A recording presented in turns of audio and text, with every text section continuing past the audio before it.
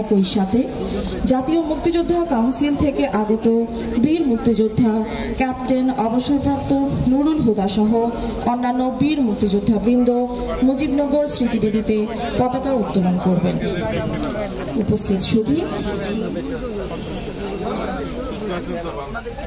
এই অনুষ্ঠানে জেলা শিল্পকলা একাডেমির শিল্পী ও কলা কৌশলী বৃন্দ জাতীয় সঙ্গীত পরিবেশনা করবেন। সম্মানিত দর্শক মণ্ডলী এবং অভ্যাগত সুধী, সকলকে জাতীয় পতাকা উত্তোলনের সময় জাতীয় পতাকার দিকে মুখ করে দাঁড়িয়ে সম্মান প্রদর্শনের জন্য বিনীত অনুরোধ করছি।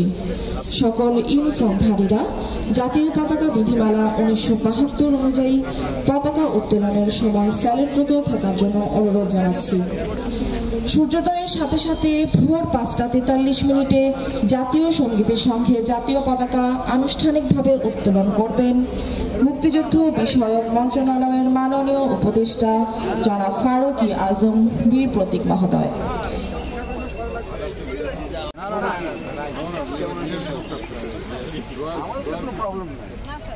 এই পর্যায়ে মুক্তিযুদ্ধ বিষয়ক মন্ত্রণালয়ের মাননীয় উপদেষ্টা জনাব ফারুকী আজম বীর প্রতীক মহোদয়, জনাব ইসরাত চৌধুরী সচিব মুক্তিযুদ্ধ বিষয়ক মন্ত্রণালয় মহোদয়, জনাব মোহাম্মদ হুসাইন শওকত অতিরিক্ত বিভাগীয় কমিশনার সার্বিক খুলনা মহোদয়, জেলা প্রশাসক মেহেরপুর ও পুলিশ সুপার মেহেরপুর মহোদয়কে সালামি মঞ্চে আরোহণের জন্য বিনীতভাবে অনুরোধ করছি।